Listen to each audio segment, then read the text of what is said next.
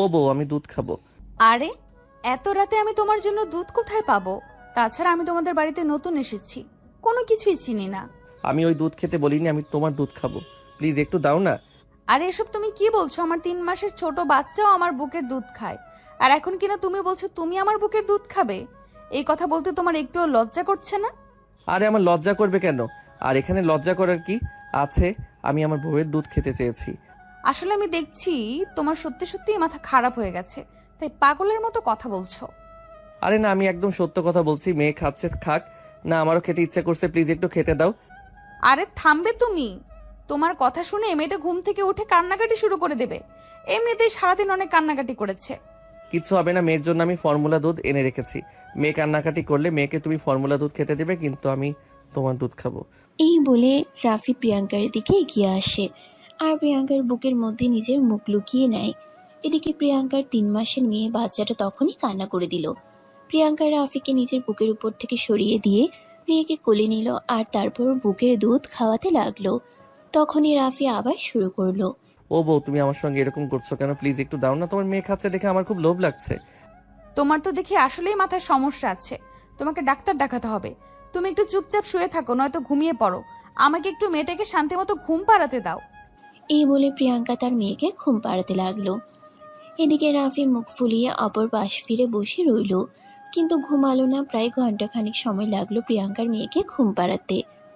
প্রিয়াঙ্কা তার মেয়েকে বিছানায় শুয়ে দিয়ে নিজেও ঘুমাতে যাবে, তখনই রাফি প্রিয়াঙ্কাকে টান দিয়ে নিজের বুকের সঙ্গে মিশিয়ে নিল আর বলতে লাগলো। আচ্ছা প্রিয়াঙ্কা, তুমি কি আমাকে পেয়ে খুশি নও? এরকম কেন বলছো? এরকম কোনো ব্যাপার না। তাহলে তুমি আমার সঙ্গে এরকম কেন করছো? আমি তোমার স্বামী, তোমার সবকিছুর উপর আমার অধিকার রয়েছে, কিন্তু তুমি আমাকে কোনো কিছুই করতে দিচ্ছ না কেন বলো তো? প্রিয়াঙ্কা তখন কোনো কথাই বলে না, চুপচাপ রাফির বুকের উপর শুয়ে থাকে। এদিকে রাফি বারবার প্রিয়াঙ্কাকে জিজ্ঞেস করতে থাকে, তখনই প্রিয়াঙ্কা হঠাৎ করেই ধমক দিয়ে বলতে থাকে। আরে, তুমি এসব কি শুরু করেছো? তুমি তো সবকিছু জেনে শুনেই আমাকে বিয়ে করেছো, তারপর আবার তুমি কেন আমাকে বারবার প্রশ্ন করছো? হ্যাঁ, এটা 100% সঠিক। আমি তোমার ব্যাপারে সবকিছু জেনে শুনে তারপরেই বিয়ে করেছি। কিন্তু তুমি হয়তো ভুলে যাচ্ছ, আমি তোমার স্বামী, আর আজ আমাদের বাসর রাত। এটা ঠিক যে আমার এটা ঠিক যে তোমার জীবনে একটা বিশাল অ্যাক্সিডেন্ট হয়ে গেছে, কিন্তু তার মানে এই নয় যে জীবন থেমে থাকবে। সময় কখনোই থেমে থাকে না, সময় তার মতোই নিজস্ব গতিতে চলে যায়। তাই আমাদেরও উচিত সময়ের সঙ্গে সঙ্গে নিজেদের জীবনটাকেও পাল্টে দেওয়া। তাই তো আমি তোমাকে বিয়ে করার মতো সিদ্ধান্ত নিয়েছি। কিন্তু তুমি তো দেখছি এখনো সেই অতীত নিয়ে পড়ে থাকতে চাও। আমি অতীত নিয়ে পড়ে থাকতে চাই না, আমি অতীত ভুলে যেতে চাই। আমি অতীত ভোলার চেষ্টা করছি। যদি সেটাই হতো তাহলে তুমি আমাকে কাছে টেনে নিতে, সেটা তো করছোই না। উল্টো আমি নিজের থেকে তোমার কাছে যেতে চাইছি, তুমি সেটাও আমাকে যেতে দিচ্ছ না। তুমি বারবার আমাকে বাধা দিচ্ছ। তুমি কেন এরকম করছো আমার সঙ্গে, বলবে কি একটু আমাকে? আসলে আমার জীবনের কালো অধ্যায়টা আমি ভুলতে পারছি না। কেন আমার সঙ্গে এরকম হয়েছে? আমি তো কোনোদিনও কারোর কোনো ক্ষতি করিনি, তাহলে কেন আমার সঙ্গে এরকম হতে হলো? এই বলে প্রিয়াঙ্কা কান্না করে দেয়। তখনই রাফি প্রিয়াঙ্কার চোখের পানি মুছে দিয়ে প্রিয়াঙ্কাকে বলতে থাকে। দেখো, একদম কান্না করবে না। আমার সামনে কান্না করলে কিন্তু খবর আছে তোমার। আমি তোমার বাবাকে কথা দিয়েছি, তোমাকে আর কখনো কষ্ট পেতে দেব না। তোমাকে আমি সুখে রাখবো। এই বলে রাফি প্রিয়াঙ্কার চোখের পানি মুছে দিল আর তারপর তার কপালে আলতো করে একটা ভালোবাসার পরশ এঁকে দিয়ে বলে।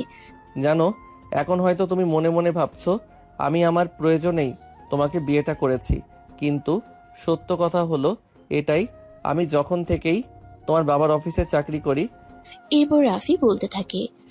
যেদিন তোমায় প্রথম দেখি সেদিনই তোমাকে আমার ভালো লেগে যায়। বলতে পারো সেদিন তোমায় আমি ভালোবেসে ফেলেছিলাম। কিন্তু তোমার ব্যাপারে খোঁজ খবর নিয়ে জানতে পারি তুমি বিবাহিত, তাই সেদিন ভালোবাসাকে বুকের মধ্যে খবর দিয়েছিলাম। কিন্তু একটা কথা আছে না, ভালোবাসার শর্ত হলে সেটা আজ না হোক কাল আসবেই। আমার ভালোবাসার শর্ত ছিল, তাই আল্লাহ আবার তোমাকে আমার কাছে এনে দিয়েছে। এখন আর যত বাধা বিপত্তি আসুক না কেন, তোমাকে আমার কাছ থেকে সরিয়ে নিতে পারবে না। রাফির এসব কথা শুনে প্রিয়াঙ্কার যেন আরো কান্না পাচ্ছে। সে তখন জোরে জোরে কান্না করছে। তখনই রাফি তার মুখ চেপে ধরে বলতে লাগে। এই কি করছো তুমি? মেয়েটা ঘুমাচ্ছে, এক্ষুনি ঘুম থেকে উঠে যাবে। আমারও ঘুম পাচ্ছে, আমি একটু ঘুমাই। ঠিক আছে আমার বউ, তুমি ঘুমাও, আমি তোমাকে কোনো বিরক্ত করব না। এমনি একটু ফাইজলামো করছিলাম আর কি। এই বলে রাফি প্রিয়াঙ্কার মাথায় হাত বুলিয়ে দিতে লাগলো। আর এদিকে প্রিয়াঙ্কা মেয়ের পাশে শুয়ে ঘুমিয়ে পড়ল। কিন্তু রাফি সেদিন আর কোনোভাবেই ঘুমাতে পারল না, কারণ বিয়ে আর বাসর প্রত্যেকটা ছেলে মেয়ের জীবনের একটা স্বপ্ন থাকে। রাফিও মনে অনেক আশা নিয়ে প্রিয়াঙ্কাকে বিয়ে করেছিল, কিন্তু সে আজ তার বাসরাতে তার বউকে স্পর্শ পর্যন্ত করতে পারল না। তার জন্য রাফির মনে সেরকম কোনো কিছু নেই, তবু একটু থাকে না আফসোস, তারও সেরকমটা হচ্ছে। রাফি সারা রাত প্রিয়াঙ্কার পাশে বসে বসে কাটিয়ে দিল। সকালবেলা ফজরের আজান দিতে এসে বিছানা থেকে নেমে ফ্রেশ হয়ে অজু করে এসে নামাজে দাঁড়িয়ে পড়ল। তখনই প্রিয়াঙ্কার মেয়েটা ঘুম থেকে জেগে ওঠে। মেয়ের কান্নার আওয়াজ শুনে প্রিয়াঙ্কা চোখ কসলাতে কসলাতে উঠতে যাবে, তখনই রাফি এসে প্রিয়াঙ্কাকে বলে, তোমাকে উঠতে হবে না, তুমি আর একটু ঘুমাও। তোমাকে তো আমি বলেছি আমি মেয়ের জন্য ফর্মুলা দুধ এনে রেখেছি, ওটাই খাইয়ে দিব। কিন্তু তুমি তো ছেলে মানুষ, তুমি তো ফর্মুলা দুধ বানাতে পারবে না। তুমি ওকে আমার কাছে দাও, আমি ওকে দুধ খাইয়ে দেই। বললাম না তার কোনো প্রয়োজন নেই, আমি মেয়েকে দুধ খাইয়ে দিতে পারবো। তুমি একটু ঘুমাও, এই কয়দিনে তোমার উপর অনেক ধকল গেছে, তার উপর আবার বিকেলে রিসেপশনের অনুষ্ঠান আছে। এই বলে রাফি প্রিয়াঙ্কাকে কোনো কথা বলার সুযোগ না দিয়ে মেয়েকে নিয়ে রুম থেকে বের হয়ে আসলো। তারপর নিজেই পানি গরম করে মেয়ের জন্য ফর্মুলা দুধ বানিয়ে সেটা আবার ঠান্ডা করে মেয়েকে অনেক কষ্টে খাইয়ে দিল। হাজার হোক সে হলো পুরুষ মানুষ, আর পুরুষ মানুষেরা নিজের বাচ্চাকেই যত্ন সহকারে খাওয়াতে পারে না, সেখানে দুইটা তার নিজের বাচ্চা নয়। তারপরও রাফি পরম যত্নে মেয়েকে খাইয়ে দিয়েছে। প্রিয়াঙ্কার মেয়ে আবারও ঘুমিয়ে পড়ল, তাই রাফি আস্তে আস্তে শোয়ানোর চেষ্টা করে, কিন্তু তখনই মেয়েটা আবারও বিছানায় ঘুম থেকে উঠে যায়। তাই রাফি তাকে আর বিছানায় শোয়ালো না, কোলে নিয়ে হাসতে লাগলো। এদিকে দেখতে দেখতে বেলা 10টা বেজে গেছে। প্রিয়াঙ্কা তখনও ঘুমাচ্ছে। তখনই কেউ রুমের দরজায় নক করলো। রাফি প্রিয়াঙ্কার মেয়েকে কোলে নিয়েই দরজাটা খুললো। দরজার বাইরে দাঁড়িয়ে ছিল রাফির আম্মু। রাফির কোলে প্রিয়াঙ্কার মেয়েকে দেখেই তিনি একটু রেগে গিয়ে বলতে থাকেন, কি ব্যাপার, তুই এই মেয়েকে কোলে নিয়ে হাঁটছিস কেন? তোর বউ কোথায়? আম্মু, ওর শরীরটা একটু খারাপ লাগছে, তাই আমি ওকে বলেছি ঘুমাতে, মেয়েকে আমি সামলে নেব। দেখ, আমাদের মানিজ্যতের তো কিছুই রাখিস নাই। এখন এমন কিছু করিস না যাতে যেটুকু মানুষের সম্মুখে যেতে পারি সেটাও বন্ধ হয়ে যায়। দেখো আম্মু, তুমি আমাকে ভুল বুঝতেছো। আমি কখনো এমন কিছু করিনি যাতে তোমাদের মান ইজ্জতে প্রবলেম হবে। আমি সবসময় তোমাদের মান ইজ্জত রক্ষা করে চলার চেষ্টা করি। রাফির মুখ থেকে এই কথা শুনে রাফির আম্মা আরো বেশি খেপে গেল আর বলতে লাগলো, হায় আল্লাহ, আমি জানি না এই মেয়েটা আমার ছেলেকে কি পানি পড়া খাওয়াইছে। আমার ছেলে তো এই মেয়েকে ছাড়া কিছুই বোঝে না। আল্লাহ, তুমি আমার ছেলেটাকে একটু জ্ঞান বুদ্ধি দাও। এই বলে তিনি বিলাপ করতে করতে সেখান থেকে চলে গেলেন। এদিকে ঠিক তখনই প্রিয়াঙ্কার ঘুমটা ভেঙে গেল। প্রিয়াঙ্কা ঘুম থেকে উঠে রাফিকে জিজ্ঞাসা করতে লাগলো, কি ব্যাপার রাফি, কি হয়েছে? কেউ একজন এখানে কথা বলছিল মনে হয়। আরে না, তুমি ভুল শুনেছো আম্মু। আমাদেরকে নাস্তা খাওয়ার জন্য ডাকতে এসেছিল। তোমার ঘুম হয়ে থাকলে তুমি ফ্রেশ হয়ে রেডি হয়ে আসো, সবাই মিলে একসঙ্গে সকালে নাস্তা করব। প্রিয়াঙ্কা তখন আর কোনো কথা না বলে ওয়াশরুমে ঢুকে গেল। তারপর ফ্রেশ হয়ে এসে মেয়েকে বেস্ট ফিডিং করিয়ে নিল। তারপর রাফি বলতে থাকে, চলো এবার নাস্তা করে আসা যাক। এখন প্রিয়াঙ্কা বলতে থাকে, আচ্ছা ঠিক আছে, চলো। এই বলে তারা দুজনে মেয়েকে সঙ্গে নিয়ে নাস্তার টেবিলে চলে আসলো। ওই মুহূর্তে নাস্তার টেবিলে ফ্যামিলির সবাই উপস্থিত ছিল। তখনই রাফির আম্মু বলতে থাকে, রাফি, তোর বউ বাচ্চাকে নিয়ে এখানে এসেছে, নাস্তা না হয় আমি বানিয়ে নিলাম, কিন্তু তোর বউ তো সবাইকে নাস্তা সার্ভ করতে পারতো, তাই না? বাচ্চাটাকে রুমে রেখে আসলেই তো হতো। কথাটা শুনে প্রিয়াঙ্কার মুখটা মুহূর্তের মধ্যেই মলিন হয়ে গেল। রাফি সেটা বুঝতে পারে, তাই তখনই সবার সামনেই তার মুখে বলতে থাকে, আম্মু, ওকে কেন নাস্তা সার্ভ করতে হবে? আমি তো আছি, আমি সবাইকে নাস্তাটা সার্ভ করে দিচ্ছি। এই বলে রাফি সবাইকে নাস্তা সার্ভ করে দিল। যদিও তার আম্মু এটা একদমই পছন্দ করেননি, তিনি মুখটাকে একদম কালো করে রেখেছেন। প্রিয়াঙ্কা সেটা বুঝতে পারে, কিন্তু তারপরও কোনো কথা বলে না। কোনো রকম খাবারটা খেয়ে রুমে চলে আসে আর বসে বসে কান্না করতে থাকে। তখনই রাফি রুমে এসে প্রিয়াঙ্কাকে কান্না করতে দেখে প্রিয়াঙ্কার মাথায় হাত রেখে বলে, কি হলো, তুমি কান্না করছো কেন? আমি তোমাকে আগেই বলেছিলাম আমাকে বিয়ে করার কোনো প্রয়োজন নেই, কারণ একজন ডিভোর্সি মেয়েকে সমাজ কখনোই ভালো চোখে দেখে না। তার উপর আবার আমার তো একটা বাচ্চা আছে। এই কথা শুনে রাফি প্রিয়াঙ্কাকে বলতে থাকে, দেখো প্রিয়াঙ্কা, এখন কিন্তু একদম বেশি বেশি হয়ে যাচ্ছে। তোমাকে আমি কতবার বলেছি তুমি নিজেকে কখনোই অসহায় মনে করবে না। আমি আছি তোমার পাশে, আর আমার ফ্যামিলি ওদের তোমাকে মেনে নিতে একটু কষ্ট হচ্ছে, কিন্তু সময় হলে দেখো ওরা ঠিক তোমাকে মেনে নিবে। এই বলে রাফি প্রিয়াঙ্কার মাথায় হাত বুলিয়ে দিতে থাকে। তো ভিউয়ার্স, কি হচ্ছে আপনারা সম্পূর্ণ বিষয়টা বুঝতে পারছেন না? তো চলুন একটু ফ্ল্যাশব্যাক থেকে ঘুরে আসি আজ থেকে 2 বছর আগে। প্রিয়াঙ্কা তখন অনার্স ফাইনাল ইয়ারে পড়াশোনা করছে। সেদিন তার বন্ধুদের নিয়ে একটা রেস্টুরেন্টে গিয়েছিল খাবার খাওয়ার জন্য। তখনই তার সন্তানের বাবা তুহিনের সাথে তার পরিচয় হয়। প্রিয়াঙ্কা তার বন্ধুদের নিয়ে খাবার খাচ্ছিল, তখনই তুহিন রেস্টুরেন্টে আসে। প্রিয়াঙ্কা যখন তার বন্ধুদের নিয়ে খাবার খায় তখনই লক্ষ্য করে তুহিন বারবার তার দিকে তাকাচ্ছে। প্রিয়াঙ্কার দিকে কেউ তাকিয়ে থাকলে এই বিষয়টা তার বরাবরই বিরক্তির কারণ হয়ে দাঁড়ায়।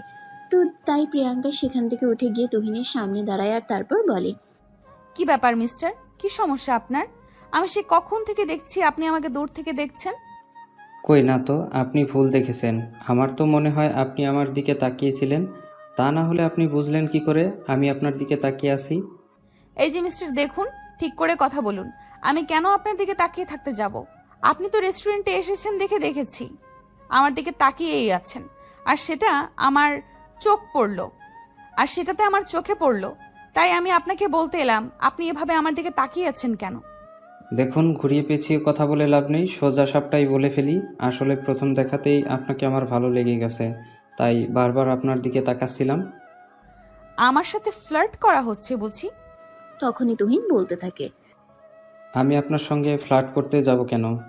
আপনি দেখতে সত্যি মাশাল্লাহ অনেক সুন্দর। শুধু আমি কেন, অন্য যে কোনো ছেলে প্রথম দেখাতেই আপনার প্রেমে পড়ে যাবে। তুহিনের এইসব কথা শুনে প্রিয়াঙ্কার রাগ উঠে গেছিল। তারপরও এটা রেস্টুরেন্টে, এখানে কারোর সঙ্গে খারাপ আচরণ করা যাবে না, এই জন্য প্রিয়াঙ্কা কোনো কথা না বলে চুপচাপ সেখান থেকে চলে আসে। এরপর চলে গেল টানা 15 দিন। প্রিয়াঙ্কা প্রায় প্রতিদিনই তো একটা ওই লোকটা প্রিয়াঙ্কাকে ফলো করছে। একদিন প্রিয়াঙ্কা ভার্সিটি থেকে বের হওয়ার সময় ওই লোকটা তো একদম সামনে এসে দাঁড়ায় আর বলতে থাকে, প্রিয়াঙ্কা, আই লাভ ইউ। এই যে মিস্টার, আপনার মাথা খারাপ হয়ে গেছে নাকি? আরে না, এসব তুমি কি বলছো? আমার মাথা কেন খারাপ হতে যাবে? আমি সম্পূর্ণ সুস্থ আছি এবং সঙ্গেই বলছি ভালোবাসি তোমাকে। এই কথা শুনে প্রিয়াঙ্কা বলতে থাকে। আপনি আমাকে ভালোবাসেন তো আমি কি করতে পারি বলেন তো শুনি? তখন তুহিন বলতে থাকে, একজন মানুষ আরেকজনকে ভালোবাসলে তার বিপরীতে আরেকজন কি করে সেটা তুমি নিশ্চয়ই জানো, তাই তোমাকেও সেটাই করার জন্য আহ্বান জানাচ্ছি। কেউ একজন আমাকে ভালোবাসবে, তার বিনিময়ে আমাকেও যে তাকে ভালোবাসতে হবে, এটা কোনো হাদিসে লেখা নেই। So now you can go and try another way. এই বলে প্রিয়াঙ্কা সেখান থেকে চলে যাচ্ছিল। তখনই তুহিন পেছন থেকে প্রিয়াঙ্কার হাতটা ধরে ফেলে আর বলতে থাকে, প্রিয়াঙ্কা, প্লিজ বিলিভ মি, আমি তোমাকে সত্যি সত্যি ভালোবেসে ফেলেছি। তোমাকে ছাড়া আমি এক মুহূর্তে থাকতে পারছি না। আমি আমার চোখ বন্ধ করি আর খোলা রাখি, যাই কিছু করি না কেন আমার দু চোখে সারাক্ষণ শুধু তোমারই বিচরণ। আমার নিঃশ্বাস নিতে কষ্ট হচ্ছে তোমাকে ছাড়া। Please Priyanka, believe me, I love you. কিন্তু প্রিয়াঙ্কা তখন কোনো কথা না বলেই নিজের হাতটা ছাড়িয়ে নিয়ে সেখান থেকে চলে আসে। এরপর চলতে থাকে দিনগুলো। তুহিন প্রায় প্রতিদিনই প্রিয়াঙ্কাকে বিরক্ত করতে চলে আসতো। তুহিন নিজের সমস্ত কাজকর্ম ফেলে রেখে প্রিয়াঙ্কার সঙ্গে কথা বলতে চলে আসে। এদিকে প্রিয়াঙ্কাও আস্তে আস্তে তুহিনের ওপর দুর্বল হয়ে পড়ে। সেও এখন তুহিনের মায়ায় আটকে গেছে। তুহিনের তার প্রতি ভালো লাগা, ভালোবাসা আর কেয়ারিং, এইসব থেকে প্রিয়াঙ্কা তুহিনের প্রতি এখন অনেকটাই আসক্ত। এদিকে তুহিন এতদিনে কোনোভাবে প্রিয়াঙ্কার নাম্বারটা জোগাড় করে দেয়। সেদিন রাতের বেলা প্রিয়াঙ্কা পড়াশোনা আর খাওয়া দাওয়া শেষ করে বিছানায় শুয়ে মোবাইল টিপাটিপি করছিল। তখনই হঠাৎ করে একটা আননোন নাম্বার থেকে ফোন আসে। প্রিয়াঙ্কার নাম্বারটা চাইতেও অচেনা, তাই ফোনটা রিসিভ করছিল না। ঠিক তখনই একটা মেসেজ আসে। প্রিয়াঙ্কা, আমি তুহিন বলছি, প্লিজ একটা ফোনটা রিসিভ করো, তোমার কণ্ঠ শুনতে ভীষণ ইচ্ছা করছে। তারপরেও প্রিয়াঙ্কা ফোনটা রিসিভ করছিল না। এদিকে তুহিন বারবার ফোন দিয়ে যাচ্ছিল। অবশেষে বিরক্ত হয়ে প্রিয়াঙ্কা ফোনটা রিসিভ করে, আর তখনই অপর প্রান্ত থেকে শুনতে পাই, কি হলো জানেমান, তুমি আমার ফোনটা রিসিভ করছিলে না কেন? আমি সেই কখন থেকে তোমাকে ফোন দিচ্ছি। হ্যাঁ, এবার সেটাই বলুন, আপনি এত রাতে আমাকে কেন ফোন দিয়েছেন, আর আমার নাম্বারই বা কোথায় পেলেন? ভালোবাসার মানুষের নম্বরটা জোগাড় করা খুব বেশি কঠিন কাজ নয়, তাই আমাকে তোমার নম্বর জোগাড় করতে খুব কষ্ট করতে হয়নি। আর আমি তো তোমায় ভালোবাসি। ভালোবাসার মানুষকে যে কোনো সময় ফোন দেওয়া যেতেই পারে। দেখুন, এখন কিন্তু একদম বেশি বাড়াবাড়ি হয়ে যাচ্ছে। আপনি কেন আমাকে এভাবে বিরক্ত করছেন? ওই যে বললাম তোমাকে ভালোবাসি, আর ভালোবাসার মানুষকে মানুষ বিরক্ত করে না, ভালোবাসা দেয়। দেখুন, মানুষ কাউকে না কাউকে ভালোবাসতেই পারে, কিন্তু তার প্রতিদানে বিপরীত প্রান্তে থাকা মানুষটা যে তাকে ভালোবাসবে, এটা কিন্তু কোনো হাদিসে লেখা নেই। তাই আমি আপনাকে আপনার ভালোর জন্যই বলে দিচ্ছি, আপনি আমার পেছন থেকে সরে যান। আমি চাই না কেউ আমার পেছনে অযথাই সময় নষ্ট করুক। আমার ভালোবাসাকে তুমি যদি পাগলামো মনে করো তাহলে সেটা পাগলামো, তুমি যদি সময় নষ্ট করা মনে করো তাহলে সেটা সময় নষ্ট করা। তুমি যা ইচ্ছে তাই ভাবতে পারো, তাতে আমার কিছু যায় আসে না, কিন্তু আমি যে তোমাকে ভালোবাসি এটাই সত্যি। এই বলে তুহিন প্রিয়াঙ্কাকে নানাভাবে ইমপ্রেস করার চেষ্টা করতে থাকে। এদিকে প্রিয়াঙ্কা মনে মনে তুহিনকে ভালোবেসে ফেলেছিল, তাই সে তুহিনের এই কথাগুলো শুনছিল। এভাবে কেটে যায় আরো 2 মাস। এখন তুহিনের সঙ্গে প্রিয়াঙ্কার নিয়মিত মোবাইলে কথা হয়। দুজন দুজনার প্রতি সম্পূর্ণরূপে আসক্ত হয়ে গেছে, কেউ কাউকে ছাড়া থাকতে পারে না। দুজন তো দুজনের সঙ্গে কথা বলতে না পারলে দুজনেরই দম বন্ধ হয়ে আসে। তাই এত সময় প্রিয়াঙ্কা বাধ্য হয়ে তুহিনকে হ্যাঁ বলে দেয়। আর তারপর থেকে শুরু হয় তাদের দুষ্টু মিষ্টি প্রেমময় সম্পর্ক। তারপর চলে যায় প্রায় 6 মাস। তাদের এই সম্পর্কটা একটা পর্যায়ে প্রিয়াঙ্কার বাবা জানতে পারেন। আর প্রিয়াঙ্কার বাবা এই সম্পর্কের কথা জেনে প্রিয়াঙ্কাকে নিজের রুমে ডেকে নেন আর জিজ্ঞাসাবাদ করেন। প্রিয়াঙ্কা, আমি এসব কি শুনছি? আমি তোমাকে ভার্সিটিতে পাঠিয়েছি পড়াশোনা করার জন্য, আর তুমি কিনা সেখানে এসব কিছু করে বেড়াচ্ছ। বাবা, আমি বুঝতে পেরেছি তুমি কি বলতে চাইছো। দেখো, তুহিন আর আমি দুজন দুজনকে ভালোবাসি। আমরা দুজন দুজনকে ছাড়া বাঁচবো না। প্লিজ বোঝার চেষ্টা করো। এই কথা শোনার পর প্রিয়াঙ্কার বাবা বলেন তিনি এই সম্পর্ক কোনোদিনও মেনে নেবেন না, কারণ ছেলেটা বেকার, আর বেকারের পিছনে সময় নষ্ট করে। তাছাড়া তার ফ্যামিলিও যে ভালো নয়। তুষার মধ্যবিত্ত ফ্যামিলির ছেলে, তার বাবা মারা গিয়েছে অনেক বছর হলো। তার বাবা রেখে যাওয়া সম্পত্তি দিয়েই তাদের সংসার চলে। তার বাবার মুখ থেকে এই কথা শুনে প্রিয়াঙ্কা বলে, দেখো বাবা, আমি অত কথা শুনতে চাই না। আমরা দুজন দুজনকে ভালোবাসি, এটাই সবচেয়ে বড় কথা। তুমি সামান্য একটা ছেলের জন্য তোমার বাবার সঙ্গে মুখে মুখে তর্ক করছো। দেখো বাবা, তুমি তুহিনকে একদম সামান্য ছেলে বলবে না। তুহিনকে আমি ভালোবাসি, আর ভালোবাসার মানুষ কখনোই সামান্য হতে পারে না। প্রিয়াঙ্কার বাবা তখন প্রিয়াঙ্কাকে বোঝানোর চেষ্টা করে না, কিন্তু প্রিয়াঙ্কা কোনো কথাই শুনবে না, কারণ প্রিয়াঙ্কা তুহিনের মায়ায় আটকে গেছে। সেই মুহূর্তে তুহিনকে ছাড়া অন্য কোনো কিছুই বোঝে না। পৃথিবী কিয়ামত হয়ে গেলেও তার শুধু তুহিনকেই চাই।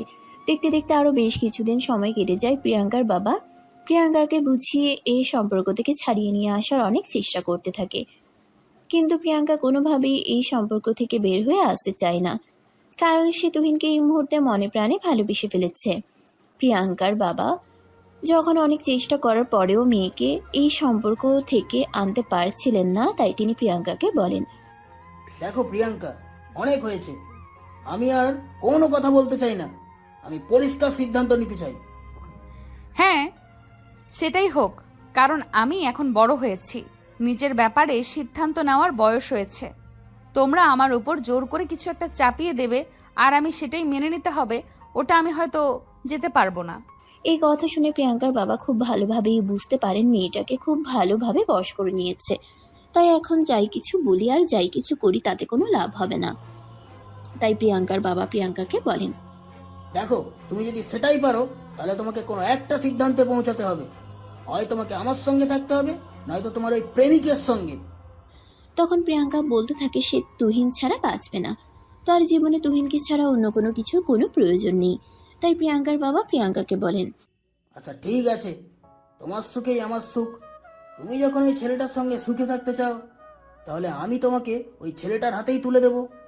তুমি ওই ছেলেটাকে আমার বাড়িতে ডেকে নাও, কারণ তুমি যদি পালিয়ে গিয়ে বিয়ে করো তাহলে সমাজের কাছে আমি মুখ দেখাতে পারবো না। আর এই বয়সে এসে আমার মান ইজ্জত চলে যাক, সেটা নিশ্চয়ই তুমি চাও না। আচ্ছা ঠিক আছে, তবে তাই হোক। আমি তুহিনকে কালকেই তোমার সঙ্গে দেখা করে কথা বলতে বলবো। এই বলে প্রিয়াঙ্কা সেখান থেকে নিজের রুমে চলে যায়। এরপর সেদিন রাতেই তুহিনকে ফোন করে সবকিছু জানায়। তুহিনও সঙ্গে সঙ্গেই প্রিয়াঙ্কার বাবার সঙ্গে দেখা করতে রাজি হয়ে গেল। আর তার পরের দিন তুহিন প্রিয়াঙ্কার বাবার সঙ্গে দেখা করতে চলে আসলো। প্রিয়াঙ্কার বাবা তখন তুহিনকে জিজ্ঞাসা করেন, তুমি কি সত্যিই আমার মেয়েকে ভালোবাসো? হ্যাঁ আঙ্কেল, সত্যি আমরা দুজন দুজনকে অনেক ভালোবাসি আর সারা জীবন একসঙ্গে থাকতে চাই। প্লিজ আঙ্কেল, আপনি আমাদের সম্পর্কটা মেনে নিন। আমরা দুজন দুজনকে ছাড়া বাঁচব না। তুহিনের এই কথা শুনে তখন প্রিয়াঙ্কার বাবা বলতে থাকে। আচ্ছা ঠিক আছে, তোমরা যখন দুজন দুজনকে এতটাই ভালোবাসো, তাহলে আমি তোমাদের এই সম্পর্ক মেনে নিলাম। এখন থেকে তোমরা দুজন একসঙ্গেই থাকবে। আমি কালকেই তোমাদের বিয়ের ব্যবস্থা করছি। হ্যাঁ, এই কথা শুনে তুহিন সেখান থেকে চলে গেল। আর এরপর তিনি প্রিয়াঙ্কার বাবা তুহিন এবং প্রিয়াঙ্কার ঘরোয়াভাবে বিয়ের অনুষ্ঠানের আয়োজন করেন এবং নিজেই প্রিয়াঙ্কাকে তুহিনের হাতে তুলে দেন। প্রিয়াঙ্কা খুশি মনে তুহিনের সঙ্গে চলে গেল, কিন্তু প্রিয়াঙ্কা সেই খুশিটা বেশি দিন স্থায়ী হলো না। বিয়ের পর থেকে তুহিন প্রিয়াঙ্কাকে অত্যাচার করতে শুরু করলো। তুহিন প্রায়ই প্রিয়াঙ্কাকে মারধর করতো আর বলতো প্রিয়াঙ্কার বাবার কাছ থেকে টাকা নিয়ে আসতে। প্রিয়াঙ্কা তার বাবার কাছে টাকা চাইতে যাওয়ার জন্য রাজি ছিল না, কারণ সে ভালোবেসে বিয়ে করেছে। এখন কেন তার বাবার কাছ থেকে টাকা আনবে তার সংসারের জন্য? এই কথা বললে তুহিন প্রিয়াঙ্কাকে আরো বেশি মারধর করতো। তুহিনের মা এসব কিছু দেখেও চুপ থাকতেন, তিনি কোনো কিছুই বলতেন না। তিনি যেন সিনেমা নীরব দর্শক, শুধু দেখা ছাড়া আর যেন কোনো কিছুই করা ছিল না। এদিকে প্রিয়াঙ্কা তুহিনের এসব আচরণে একদম অতিষ্ঠ হয়ে গেছে। তার এসব কিছু আর ভালো লাগছে না, সে যেন এসব কিছু থেকে মুক্তি পেতে চায়। কিন্তু চাইলেই কি আর এত সহজে মুক্তি পাওয়া যায়? ততদিন প্রিয়াঙ্কা জানতে পারে সে প্রেগনেন্ট। তার গা গলিয়ে আসে, বমি বমি লাগে। সে ডাক্তার দেখাতে যায়, আর তখনই ডাক্তার তাকে এই কথা শোনায়। মা হওয়া ব্যাপারটা সবার জন্যই আনন্দের। প্রিয়াঙ্কাও অনেক খুশি হয়েছিল। সে খুশি মনে বাড়িতে ফিরে আসে আর তুহিনকে এসব কথা জানায়। প্রিয়াঙ্কা প্রেগনেন্ট এই কথাটা শুনে তুহিন যেন একদম তেলে বেগুনে জ্বলে উঠল আর বলতে লাগলো, দেখো, সবে তো 3 মাস। আমি চাই তুমি এই বাচ্চাটাকে অ্যাবর্শন করিয়ে ফেলো। দেখো, আমাদের সংসারে আমরা মাত্র দুজন মানুষ, এতে আমাদের চলতে কষ্ট হয়ে যাচ্ছে। এখন যদি একটা বাচ্চা আসে, তাহলে সেটা কি করে আমরা কিভাবে পালবো? আরে এসব কি বলছো তুমি? তোমার কি মাথা খারাপ হয়ে গেছে নাকি? আমাদের বাচ্চাকে আমি অ্যাবর্শন করে ফেলবো, আমি মেরে ফেলবো? আমি অতটাও অমানুষ নই। প্লিজ প্রিয়াঙ্কা, বোঝার চেষ্টা করো। বাচ্চাটাকে তুমি অ্যাবর্শন করিয়ে ফেলো, এটা ছাড়া আমাদের হাতে কোনো উপায় নেই। এই বলে তুহিন প্রিয়াঙ্কাকে নানাভাবে বোঝাতে থাকে বাচ্চাটা অপারেশন করে নষ্ট করে ফেলার জন্য। কিন্তু প্রিয়াঙ্কা কোনোভাবেই রাজি হয় না। এদিকে প্রিয়াঙ্কা তুহিন যাতে এই ব্যাপারটা নিয়ে আর বেশি দূর না যায় সেই জন্য তুহিনের মায়ের সঙ্গে কথা বলতে চায়, কিন্তু তুহিনের মা তখন সে ব্যাপারে কোনো কথাই বলে না। প্রিয়াঙ্কা তখন কি করবে কিছুই বুঝতে পারে না। এদিকে প্রিয়াঙ্কার অপারেশন করতে রাজি হচ্ছিল না। তো তুহিন তা দেখে অত্যাচার আরো বেশি বেড়ে গেল। সে প্রতিদিনই প্রিয়াঙ্কাকে মারধর করতো আর বিভিন্নভাবে বাচ্চাটাকে নষ্ট করে ফেলার চেষ্টা করতে থাকতো। ঘটনা এমন পর্যায়ে চলে গেল, একদিন তো তুহিন প্রিয়াঙ্কাকে বলেই বসলো, দেখো প্রিয়াঙ্কা, আমি তোমাকে সরাসরি বলতে চাই, তোমার জীবনে হয়তো এই বাচ্চা থাকবে, নয়তো আমি। এখন সিদ্ধান্ত তোমার, তুমি কোনটা বেছে নেবে। তুহিনের এই কথা শুনে প্রিয়াঙ্কা একদম কান্না করে দেয়। তখনই তুহিন বলতে থাকে, এত ন্যাকা কান্না করার কোনো কিছু নেই। তোমার জীবনে হয়তো এই বাচ্চাটা থাকবে, নয়তো আমি। তুমি আমার জীবনে থাকলে থাকতে পারো, না থাকলে নাই, কিন্তু আমি আমার সন্তানকে কোনোভাবেই মেরে ফেলবো না। কারণ এটা আমার অবৈধ সন্তান নয়। আমরা দুজন স্বামী স্ত্রী, আর এটা আমাদের বৈধ সন্তান। তাহলে আমরা এই সন্তানকে মেরে ফেলবো কেন? তাহলে তুই তোর এই সন্তান নিয়েই থাক, তুই আমাকে আর পাবি না, তোকে আমি তালাক দেব। এই কথা বলে তুহিন বাড়ি থেকে বের হয়ে চলে গেল। তারপর চলে যায় প্রায় 1 মাস। প্রিয়াঙ্কা নানাভাবে তুহিনের সঙ্গে যোগাযোগ করার চেষ্টা করে, কিন্তু কোনোভাবেই প্রিয়াঙ্কাকে যোগাযোগ করতে পারছিল না। এদিকে তুহিনের আম্মুর সঙ্গে বারবার কথা বলার চেষ্টা করলেও তুহিনের আম্মু বলেন বিয়েটা যেহেতু তারা নিজেরা করেছে, তাই তাদের সমস্যাগুলো নিজেরাই সমাধান করে নিতে। তুহিনের আম্মু এই ব্যাপারে প্রিয়াঙ্কাকে কোনো সাহায্য করতে পারবে না। তাই অবশেষে বাধ্য হয়ে প্রিয়াঙ্কা তার বাবার সঙ্গে যোগাযোগ করে। তার বাবা তখন প্রিয়াঙ্কাকে বলে, এখন কেন তুমি আমাকে ফোন দিচ্ছ? তখন তো তুমি আমার কোনো কথাই শুনো নাই। তখন আমি বারবার তোমাকে বোঝানোর চেষ্টা করেছিলাম, কিন্তু তখন তুমি অন্ধ হয়ে গেছিলে। বাবা, আমি আমার ভুলটা বুঝতে পেরেছি, কিন্তু এখন আমি কি করব সেটা আমাকে বলো। কি আর করবে? তোমাকে আমি কি বা বলবো? তুমি একটা কাজ করো, তুমি আমার বাড়িতে চলে আসো, তারপর দেখি কি কি হয়। বাবার এই কথা শুনে প্রিয়াঙ্কা কিছুটা মনে মনে আশ্বস্ত হয়, কারণ আর যাই হোক তার বাবা অন্তত তাকে তার বাবার বাড়িতে থাকার অনুমতি তো দিয়েছে। তাই প্রিয়াঙ্কা খুশি মনে নিজের সবকিছু গুছিয়ে নিয়ে বাবার বাড়িতে চলে আসলো। বাবা মা আর যাই হোক সন্তানকে কখনো ফেলে দিতে পারে না। তাই প্রিয়াঙ্কা এত বড় একটা ভুল করার পরেও তার বাবা তাকে তার বাড়িতে জায়গা দিল। এদিকে প্রিয়াঙ্কা তার বাবার বাড়িতে চলে আসার ঠিক 2 দিন পরেই তার হাতে ডিভোর্স লেটার এসে পৌঁছালো। ডিভোর্স লেটার হাতে পেয়ে প্রিয়াঙ্কা কান্না করতে করতে শেষ তার সঙ্গে এত বড় একটা অঘটন ঘটে যাবে এটা সে কখনো কল্পনাও করতে পারেনি। নিজেই মানুষটাকে নিজের জীবনে চাইতে অনেক বেশি ভালোবেসেছিল, সেই মানুষটা আজ তাকে ডিভোর্স দিয়ে দিয়েছে। প্রিয়াঙ্কা এই বিষয়টা আর সহ্য করতে পারছে না। সে অনেক বেশি অসুস্থ হয়ে পড়ে। তার বাবা তাকে হসপিটালে নিয়ে গেল। 3 দিন তাকে হসপিটালে থাকতে হয়। তার অবস্থা খুবই খারাপ হয়ে গেছিল, তাই ডাক্তার তাকে বলে, দেখুন, আমাকে এখন মানসিকভাবে সুস্থ হতে হবে। যা হওয়ার তা হয়ে গেছে, সে সব কিছু নিয়ে বসে থাকলে চলবে না। আপনি যদি আমায় সন্তানের কথা চিন্তা করেন তাহলে আপনার সন্তানের কথা চিন্তা করে আপনাকে ভালো থাকতে হবে এবং বেঁচে থাকতে হবে।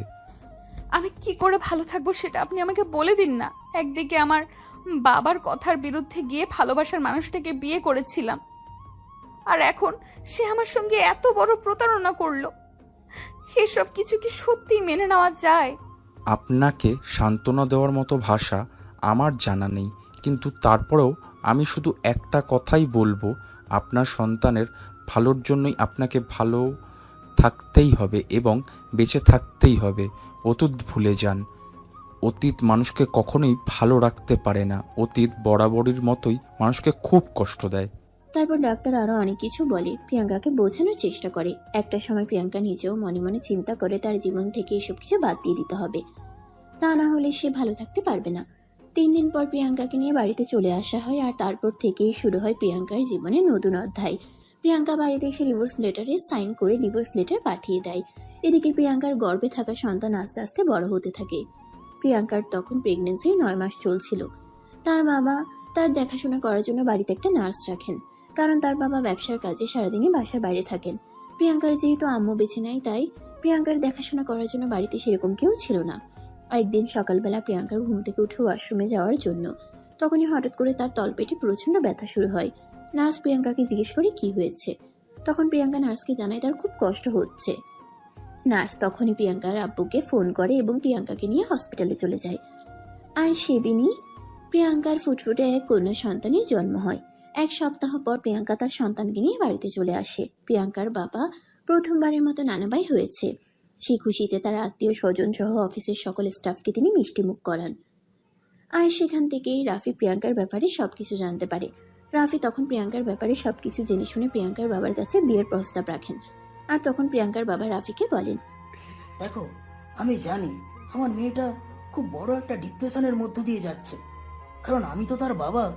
আমি সন্তানের ভালো মন্দ বুঝতে পারি, কিন্তু এত বড় একটা দুর্ঘটনা ঘটে যাওয়ার পর আমার মেয়ে তার জীবনে নতুন করে কাউকে চিন্তা করবে কিনা সেটা আমি বলতে পারছি না। তবে তুমি নিজে একবার আমার মেয়ের সঙ্গে কথা বলে দেখতে পারো, কেমন? এই কথা শুনে রাফি অনেকটাই খুশি হয় আর নিজেই প্রিয়াঙ্কার সঙ্গে কথা বলতে চলে গেল। যদিও প্রিয়াঙ্কা প্রথমে রাফিকে বিয়ে করতে রাজি হচ্ছিল না, কিন্তু পরবর্তীতে রাফির জোড়াজুড়িতে প্রিয়াঙ্কা রাফিকে বিয়ে করতে রাজি হয়। কিন্তু তারপর সমস্যা হয় রাফির ফ্যামিলিতে। রাফির মা বাবা কোনোভাবেই একটা ডিভোর্সি এক বাচ্চার মাকে তাদের বাড়ির পুত্রবধূ বানাতে চাইল না। কিন্তু ওই যে আপনাদেরকে আগেই বললাম, রাফি প্রিয়াঙ্কাকে অনেক আগে থেকেই ভালোবাসতো, তাই রাফি একরকম জোর করেই প্রিয়াঙ্কাকে বিয়ে করে এই বাড়িতে নিয়ে আসে। আর তারপর কি হয় সেটা তো আপনারা দেখতেই পেলেন। তো ভিউয়ার্স, চলুন এখন কি হয় সেটাই আপনাদের সঙ্গে শেয়ার করি। দুপুর 12টার দিকে প্রিয়াঙ্কা তার মেয়েকে গোসল করিয়ে নিজেও গোসল করে নেয়।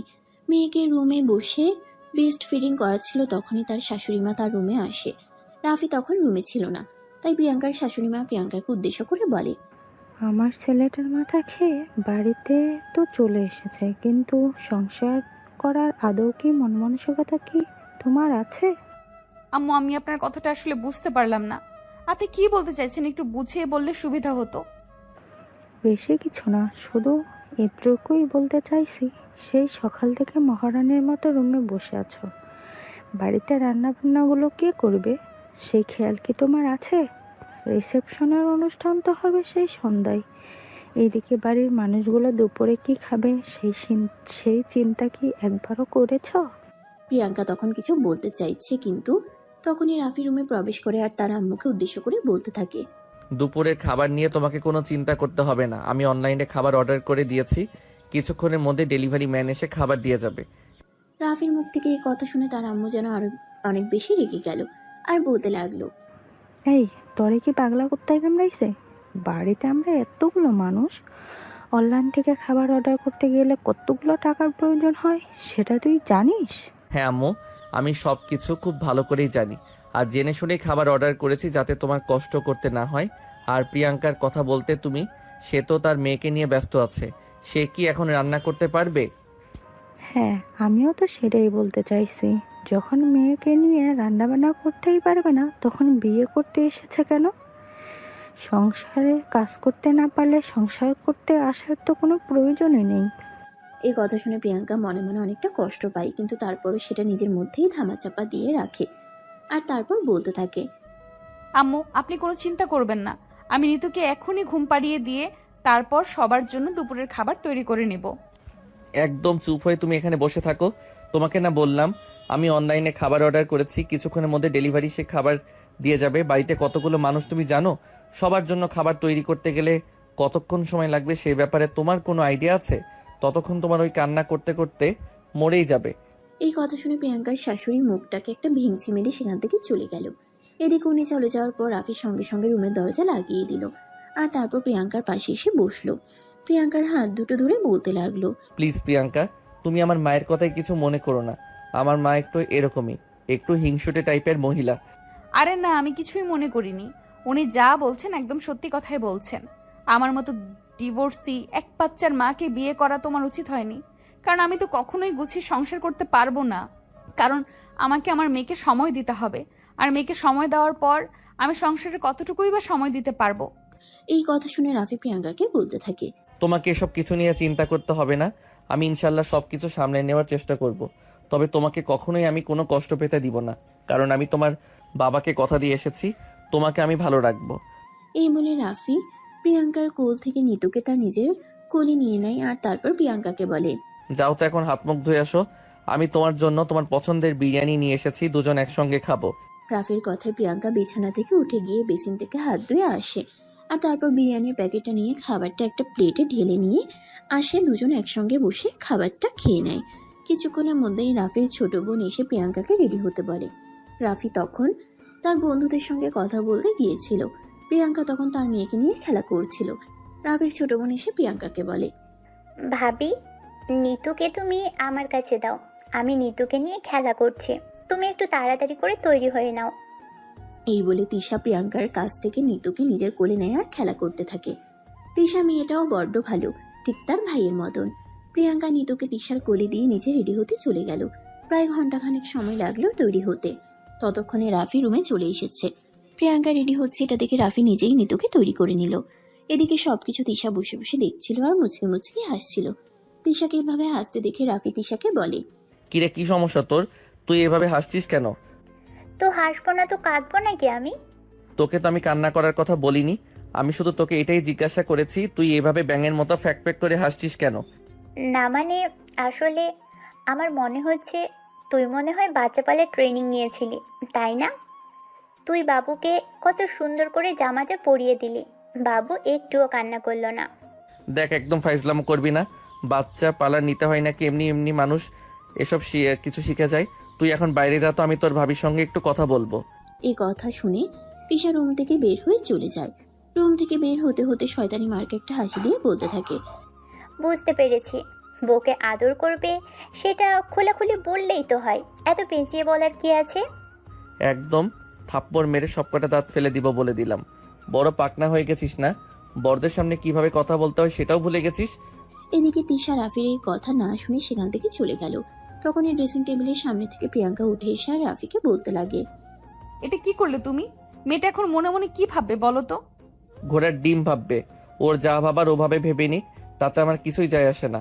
আর এই সব কিছু তুমিও চিন্তা করতে যেও না। মেয়েটা বড্ড বেশি ফাজিল হয়ে গেছে। কোথায় কি বলতে হবে, কোথায় কি বলতে হবে না, সে সব কিছুই বুঝে উঠতে পারে না। যখন যেটা মুখে আসে সেটাই বলে ফেলে। তখন প্রিয়াঙ্কা রাফির কোল থেকে নিতুকে নিতে নিতে বলে, ও তো বলবেই, তুমি যদি বলতেই পারো তাহলে ও বললে সমস্যা কোথায়?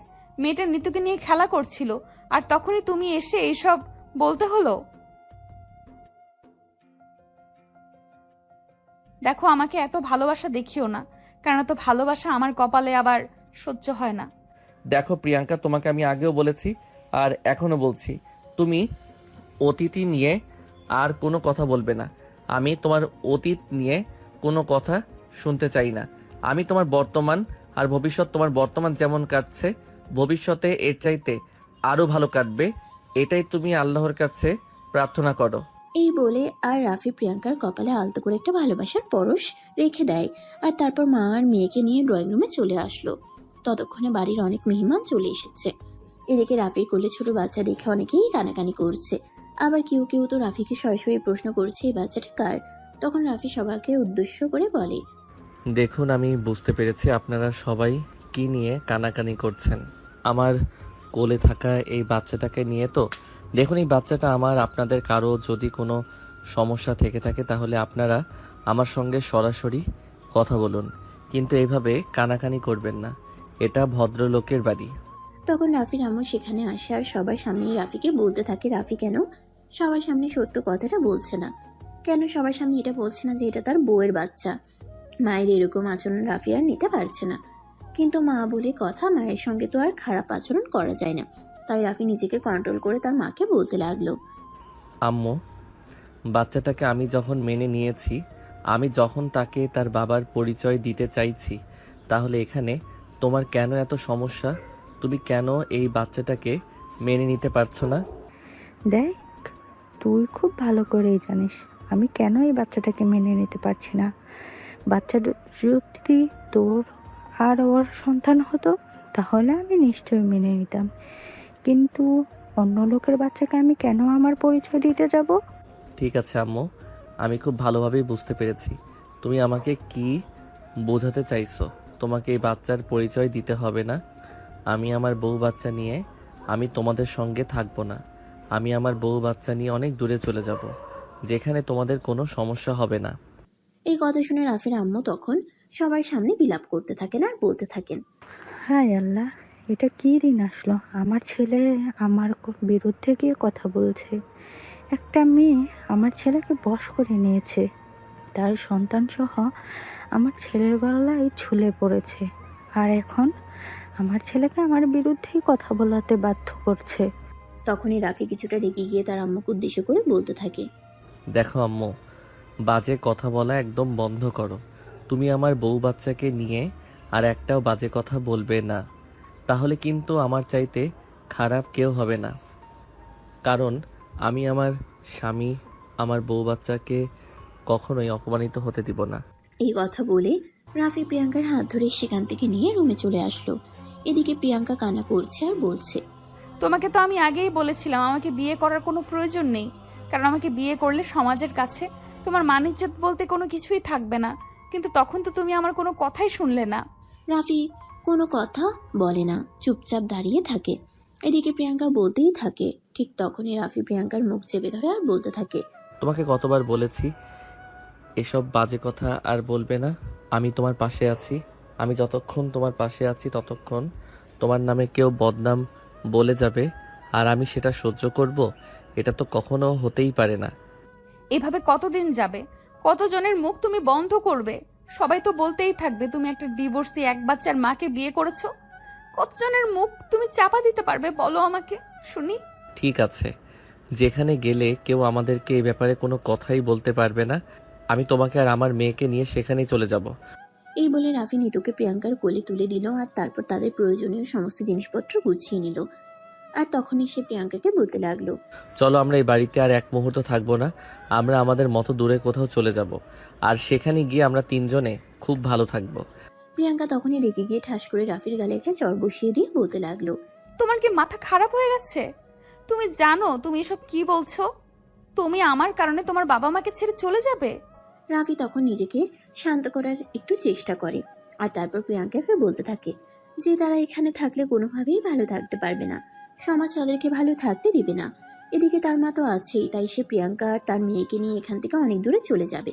তখন প্রিয়াঙ্কা বলতে থাকে, দেখো, আমার জন্য তোমার মায়ের সঙ্গে তোমার সম্পর্ক খারাপ হোক এটা আমি কখনোই চাই না, আর চাইবও না। তোমার মা তোমাকে জন্ম দিয়েছে, লালন পালন করে মানুষ করেছে, তাই তোমার উচিত তোমার মায়ের সঙ্গে থাকা এবং তাদেরকে ভালো রাখার চেষ্টা করা। আমার মায়ের সঙ্গে আমি কখনোই খারাপ আচরণ করিনি।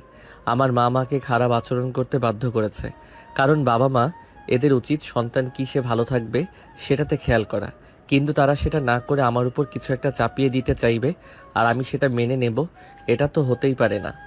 দেখো, তারা তোমার উপর কোনো কিছু চাপিয়ে দিতে চাইছে না। এটা শুধু তারা কেন, পৃথিবীর সব বাবা মাই করবে। কারণ কোনো বাবা মা তার সন্তানকে একটা ডিভোর্সি মেয়ের সঙ্গে বিয়ে হতে কখনোই দেবে না। তারপর যদি আবার একটা বাচ্চা থাকে তাহলে তো কথাই নেই। প্রিয়াঙ্কার এই কথা শুনে রাফি কিছুটা রেগে গিয়ে প্রিয়াঙ্কাকে বলতে লাগলো, তুমি আমার সঙ্গে যাবে কি যাবে না সেটা তোমার সিদ্ধান্ত। আমি মেয়েকে নিয়ে চলে যাচ্ছি, মন চাইলে আসতে পারো, না হলে তুমি এখানেই থেকে যাও, তোমাকে আমি কিছুই বলবো না। এই বলে রাফি লাগেজ নিয়ে মেয়েকে কোলে নিয়ে রুম থেকে বের হয়ে নিচে চলে আসলো। তখনও তার বাবা মা সহ ফ্যামিলির সবাই সেখানে উপস্থিত ছিল এবং বিয়ে বাড়ির সমস্ত অতিথিরাও সেখানে উপস্থিত ছিল। রাফির আম্মু রাফিকে এভাবে আসতে দেখে বলেন, কি রে, কি হয়েছে? তুই লাগেজ নিয়ে কোথায় যাচ্ছিস? যেখানে গেলে আমার বউ বাচ্চা নিয়ে তোমাদের কোনো সমস্যা হবে না, আমি সেখানেই চলে যাচ্ছি। আশা করি আমাদের জন্য তোমাদের আর মান ইজ্জত যাবে না। তখন রাফির আম্মু আবারও মায়া কান্না শুরু করে দেয়। একে একে সবার কাছে রাফি আর রাফির বউয়ের নামে বিচার দিতে থাকে। এদিকে রাফি ওইসব কিছু তোয়াক্কা না করে তার বউকে বলে, তুমি এখন আমার সঙ্গে এখান থেকে যাবে নাকি এখানে দাঁড়িয়ে দাঁড়িয়ে এইসব নাটক দেখতে থাকবে? এখন একটু বেশি হয়ে যাচ্ছে না? না, একটু বেশি হচ্ছে না, কারণ যেখানে আমার স্ত্রী সন্তানের কোনো সম্মান থাকবে না সেখানে আমি কেন থাকবো? তুমি চলো আমার সঙ্গে, এত কিছু তোমাকে ভাবতে হবে না। কিন্তু আমরা কোথায় যাব সেটা তো বলবে। যেদিকে দু চোখ যায় চলে যাব, কিন্তু এখানে আর এক মুহূর্ত থাকবো না। এই বলে রাফি প্রিয়াঙ্কার হাত ধরে টানতে টানতে বাড়ি থেকে বেরিয়ে নিয়ে চলে গেল। এদিকে তখনই রাফির ছোট বোন তিশা তার আম্মুকে বলতে লাগলো, এটা তুমি কি করলে ভাইয়া? রাগ করে বাড়ি থেকেই চলে গেছে। তুইও তো দেখছি ওই বদমাস মার্কা মেয়েটার মতোই হয়েছিস। ওদের পক্ষ নিয়ে কথা বলছিস, বেশি বাড়াবাড়ি করলে কিন্তু তোকেও বাড়ি থেকে বের করে দেবো। হ্যাঁ, তাহলে সেটাই করো। আমিও এই বাড়িতে থাকতে চাই না। এই বাড়িতে থাকার কোনো ইচ্ছে আমার নেই। এইটুকুন ছোট্ট একটা মেয়েটার সঙ্গে তোমাদেরকে হিংসা করতে হয়। কীরকম মন মানসিকতা তোমাদের সেটাই ভাবতে পারছি না। দেখ, একদম মানবতা দেখাতে আসবি না। আমি মানবতা পছন্দ করি না। একে তো বিয়ে করেছে এক ডিভোর্সি মেয়েকে, তার উপর আবার সঙ্গে একটা বাচ্চাও। আমি আরেকজনের বংশধরকে আমার পরিচয় কেন দেব বলতে পারিস? এই কথা বলে রাফির আম্মু তিশাকে বকাবকি করতে শুরু করে দেয়। তিশা তখন আর কোনো কথা না বলে চুপচাপ সেখান থেকে চলে গেল আর নিজের রুমে গিয়ে কান্না করতে লাগলো। এদিকে রাফির আম্মু বকবক করেই চলেছে। বাড়িতে আমন্ত্রিত হয়ে আসা মেহমানরা ওইটা নিয়ে কানাঘুষা করছে। রাফি কেন এরকম একটা ডিভোর্সি মেয়েকে বিয়ে করতে গেল, তার উপর আবার একটা বাচ্চা সঙ্গে নিয়ে। এদিকে তিশা নিজের রুমে এসে বারবার রাফিকে ফোন করছে, কিন্তু রাফি ফোন তুলছে না। অপরদিকে রাফি প্রিয়াঙ্কা আর নিতুকে নিয়ে একটা ট্যাক্সি ভাড়া করে ওটাতে উঠে গিয়েছে। এদিকে প্রিয়াঙ্কা বারবার রাফিকে বলছে, আরে বাবা, আমরা কোথায় যাব সেটা তো বলবে।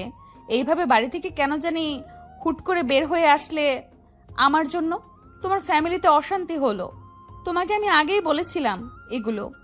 প্রিয়াঙ্কার এই কথা শুনে রাফি কিছুটা রেগে গেল আর তখনই প্রিয়াঙ্কাকে ধমক দিয়ে বলতে লাগলো, একদম চুপ করে বসে থাক বলছি। তোমাকে না বললাম কোনো কথা বলবে না, তারপরে তুমি কেন বকবক করছো? রাফির এরকম আচরণে প্রিয়াঙ্কা আগে কখনো দেখেনি। রাগে সে একদম অগ্নিমূর্তি হয়ে গেছে, চোখ দুটো একদম লাল হয়ে গেছে। প্রিয়াঙ্কা তখন অনেকটা ভয় পেয়ে গেল আর কোনো কথাই বলল না, চুপচাপ গাড়িতেই বসে রইল। এদিকে রাফি ট্যাক্সি ড্রাইভারকে লোকেশন বলে দিল। 1 ঘন্টা পর ট্যাক্সি একটা বাড়ির সামনে এসে দাঁড়ালো।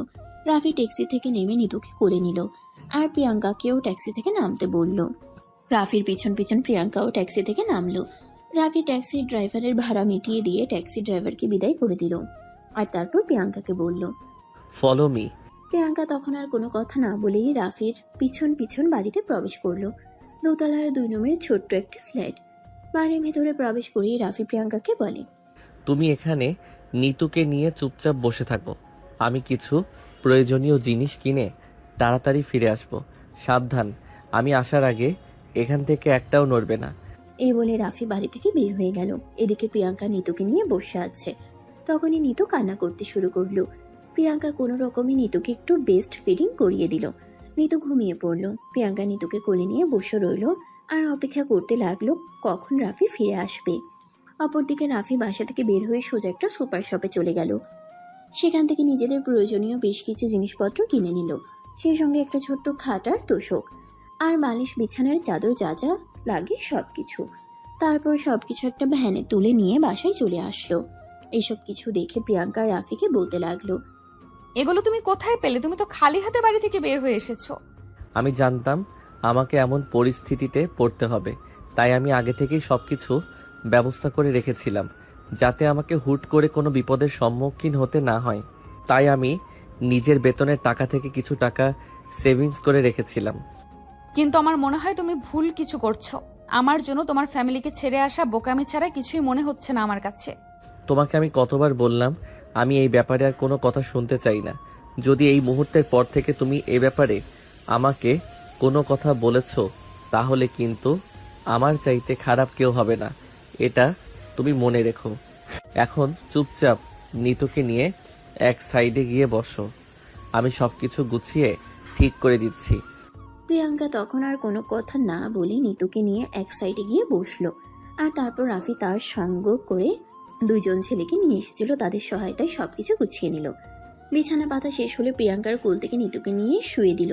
তারপর সবকিছু গোছাতে গোছাতে রাত আনুমানিক 8টার কাছাকাছি বেজে গেল।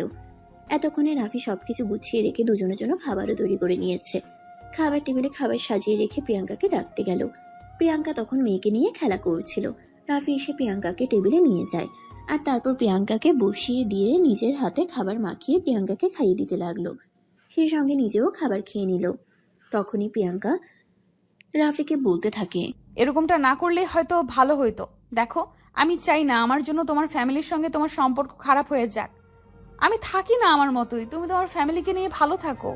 রাফি তখন আবারও প্রিয়াঙ্কাকে ধমক দিয়ে বলে, তোমাকে এত কথা বলতে কে বলেছে? আমি কি একবারও বলেছি তোমার জন্য আমার ফ্যামিলিতে অশান্তি হয়েছে? তাহলে তুমি কেন নিজের থেকে এত কথা বলছো? আমি তোমাকে বিয়ে করেছি, তোমার আর তোমার সন্তানের দায়িত্ব নিয়েছি। তোমার সন্তান বড় হওয়ার পর আমাকে নিজের বাবা বলেই জানবে, কিন্তু ওই বাড়িতে থাকলে সেটা সম্ভব হয়ে উঠতো না। তাই ওখান থেকে চলে আসা। যদি কোনোদিনও মায়ের ভুল ভাঙে, তাহলে মা নিজে এসে নিয়ে যাবে এখান থেকে, আর নয়তো কোনোদিনই ওই বাড়িতে ফেরা হবে না। এই বলে সে প্রিয়াঙ্কাকে বেডরুমে পাঠিয়ে দিল। এদিকে নিতুর জন্য ফর্মুলা দুধ বানিয়ে নিল। তারপর বেডরুমে এসে নিতুকে কোলে নিয়ে হাঁটতে হাঁটতে খাবারটা খাইয়ে দিয়ে ঘুম পাড়ানোর চেষ্টা করছে। এইদিকে প্রিয়াঙ্কা চুপচাপ বসে আছে, কোনো কথাই বলছে না। সে শুধু মনে মনে ভাবছে তার জন্য একটা ছেলে ফ্যামিলি ছেড়ে চলে আসলো। নিতু ততক্ষণে ঘুমিয়ে পড়েছে। রাফি নিতুকে বিছানায় শুয়ে দেয় আর তারপরও দেখে প্রিয়াঙ্কা তখনও চুপচাপ ওভাবেই বসে আছে। তাই রাফি প্রিয়াঙ্কার পাশে গিয়ে বসলো, তার কাঁধে হাত রেখে বলতে লাগলো, কি হয়েছে তোমার? সেই আসছি থেকে দেখছি তুমি মন খারাপ করে বসেই আছো, আমার সঙ্গে সেই রকম কথাও বলছো না। কি সমস্যা তোমার বলো তো, এবার শুনি। দেখো, আমি সত্যি বলছি, তোমার এই ব্যবহারের জন্য সত্যি আমার খারাপ লাগছে। আমার জন্য এভাবে বাড়ি ছেড়ে চলে আসা তো তোমার একদমই উচিত হয়নি। প্রিয়াঙ্কা দেখো, ঠিক বলো, বিচার করার দায়িত্ব আমি তোমাকে দেইনি। নিতু ঘুমিয়ে পড়েছে, চলো ঘুমাবে। এই বলে রাফি প্রিয়াঙ্কাকে বিছানায় শুয়ে দিল আর তারপর তাকে জড়িয়ে ধরে ঘুমিয়ে পড়ল। এদিকে তৃষা তখনও রাফির ফোনে ফোন দিয়েই চলেছে, কিন্তু রাফির ফোনটা সাইলেন্ট করা ছিল, রাফি সেটা দেখতে পায়নি। আর আসার পর থেকে কাজে খুবই ব্যস্ত ছিল, তাই তৃষা ফোন করেছে সেটা দেখতেও পারেনি। সকালবেলা ঘুম থেকে উঠে রাফি তাদের দুজনের জন্য সকালে নাস্তা বানিয়ে নিল আর তারপর তৈরি হয়ে গেল অফিসে যাওয়ার জন্য। প্রিয়াঙ্কা ততক্ষণে ঘুম থেকে উঠেছে আর তখনই তার মেয়ে কান্না শুরু করে দিয়েছে। প্রিয়াঙ্কা ততক্ষণে ঘুম থেকে উঠেছে আর তখনই তার মেয়ে কান্না করা শুরু করে দিয়েছে। প্রিয়াঙ্কা তার মেয়েকে সামলাচ্ছে, তখনই রাফি প্রিয়াঙ্কাকে বলে, প্রিয়াঙ্কা, আমার অফিসে যাওয়ার সময় হয়ে গেছে, আমি চলে যাচ্ছি। তোমার জন্য নাস্তা বানিয়ে রেখে গেছি, তুমি কিন্তু খেয়ে নিও। আর রান্না বান্না তোমাকে করতে হবে না, আমি দুপুরের খাবার অর্ডার দিয়েছি, যথাসময় ডেলিভারি ম্যান এসে দিয়ে যাবে। তুমি শুধু নিতুর খেয়াল রেখো, আর রাতের খাবার আমি বাসায় এসে তৈরি করব। তখনই প্রিয়াঙ্কার সামনে এসে দাঁড়ালো আর রাফিকে বলতে লাগলো, তুমি এসব কি শুরু করেছো সেটাই তো বুঝতে পারছি না। এত কিছু তোমার বোঝার কোনো প্রয়োজন নেই, তোমাকে যেটা বলছি শুধু সেটাই করবে। যদি এর বাইরে গিয়েছো, তাহলে কিন্তু আমার চাইতে খারাপ কেউ হবে না। এই কথা বলতে বলতে রাফি বাসা থেকে বের হয়ে চলে গেল। তখনই তিশা প্রিয়াঙ্কার নাম্বারে ফোন দিল। দুবার রিং হতেই প্রিয়াঙ্কা ফোনটা হাতে নিয়ে কলটা রিসিভ করলো। তখনই অপর পাশ থেকে তিশা কান্না করতে করতে বলতে লাগলো, ভাবি, তোমরা কোথায় চলে গিয়েছো? নিতু কেমন আছে? বেশ কিছুক্ষণ চুপ করে তাকে প্রিয়াঙ্কা কি উত্তর দিবে সেটাই ভেবে পাচ্ছে না। তখনই কিন্তু আবার জিজ্ঞাসা করাতে প্রিয়াঙ্কা বলে, প্লিজ তিশা, তুমি আমাকে ভুল বোঝো না। আমি তোমার ভাইয়াকে বোঝানোর অনেক চেষ্টা করেছি, কিন্তু তোমার ভাইয়া আমার কোনো কথাই শুনলো না। সে আমাকে আর নিতুকে নিয়ে একটা ভাড়া ফ্ল্যাটে উঠেছে, ওটা উত্তরার কাছাকাছি। না ভাবি, আমি তোমাকে ভুল বুঝিনি। আমি খুব ভালো করেই জানি তুমি কেমন মানুষ, তাই তোমার প্রতি আমার কোনো অভিযোগ নেই। মিতুর জন্য মন খারাপ লাগছে, একবার ভিডিও কলে ওকে দেখাবে একটু? তিশা এই কথাটা বলতেই প্রিয়াঙ্কা ফোনটা কেটে দিয়ে তিশাকে ভিডিও কল দিল এবং তিশার সঙ্গে বেশ কিছুক্ষণ কথা বলবো। তারপর বাড়ির সবার খোঁজ খবর নিল। তখনই তিশা বলতে থাকে, ভাবি, তুমি ওদের কথা একদম জিজ্ঞেস করবে না। চলে গিয়েছো ভালোই হয়েছে। এখানে থাকলে তুমি আর তোমার মেয়ে কখনোই ভালো থাকতে পারতে না।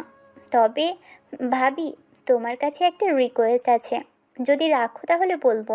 তখন প্রিয়াঙ্কা বলতে থাকে। তোমার রিকোয়েস্ট কেন রাখবো না, অবশ্যই রাখবো, বলো কি বলবে।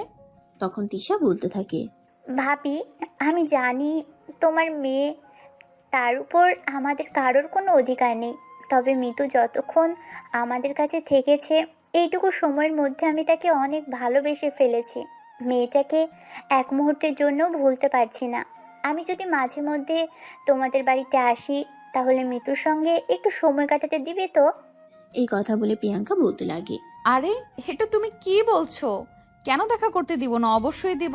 তোমার যখন মন চাইবে তখনই তুমি চলে আসবে। আমি আমাদের বাসার ঠিকানা তোমাকে মেসেজ করে পাঠিয়ে দিব। এরপর দুজনে বেশ কিছুক্ষণ গল্প গুজব করে আর তারপর ফোন রেখে দেয়। এদিকে দেখতে দেখতে সকাল 10টা বেজে গেছিল। তাই প্রিয়াঙ্কা নিতুকে একটু খাইয়ে ঘুম পাড়িয়ে দিয়ে নিজে নাস্তাটা করে নিল আর তারপর দুপুরে রান্নার জন্য কিছু ব্যবস্থা করলো। তখনই নিতু ঘুম থেকে উঠে যায় আর তারপর প্রিয়াঙ্কা নিতুকে নিয়ে ব্যস্ত হয়ে পড়ে। তাই দুপুরের খাবারটা আর রান্না করা হয়নি। এদিকে দেখতে দেখতে দুপুর 1টার কাছাকাছি বেজে গেছিল। তখনই হঠাৎ কলিং বেলের আওয়াজ শুনে প্রিয়াঙ্কা মনে মনে ভাবতে লাগলো, এই সময়ে আবার কে আসলো। 7-5 চিন্তা করতে করতে সে দরজাটা খুলে দিল। তখনই ডেলিভারি ম্যান তার হাতে একটা খাবারের প্যাকেট ধরিয়ে দিল। প্রিয়াঙ্কা খাবারের প্যাকেটটা নিয়ে রুমে চলে আসে আর তখনই তার মনে পড়ে রাফি তাকে বলেছিল রাফি তার জন্য দুপুরের খাবার অর্ডার দিয়ে গেছে। তাই সে দুপুরের খাবার খেয়ে নেয়। এদিকে সারাদিন একা একা বাসায় থাকতে থাকতে প্রিয়াঙ্কা বোর হয়ে যাচ্ছিল। সন্ধ্যা 7টার দিকে রাফি অফিস থেকে বাসায় ফিরে আসার বাসায় এসেই কাজে লেগে পড়ে। সবকিছু গুছিয়ে রেখে রান্না করতে করতে রাত 10টা বেজে যায়। রান্না শেষ করেই রাফি নিতুর কাছে চলে আসলো। নিতু তখন খেলা করছিল। রাফি নিতুকে কোলে নেয় আর তারপর প্রিয়াঙ্কাকে বলে, সারাদিন একা একা মেয়েকে সামলাতে হয়েছে, তাই খুব কষ্ট হয়ে গেছে, তাই না? তুমি দেখছি উল্টো কথা বেশ ভালোই বলতে পারো। সারাদিন অফিস করে এসে বাসার সব কাজ করছো কেন? কেন করছো আমার জন্য এত কিছু? তোমার জন্য করব না তো কার জন্য করব বলো শুনি? আদরের বউ, তোমার জন্য যদি আমি কোনো কিছু না করি তাহলে কার জন্য করব তুমি বলে দাও।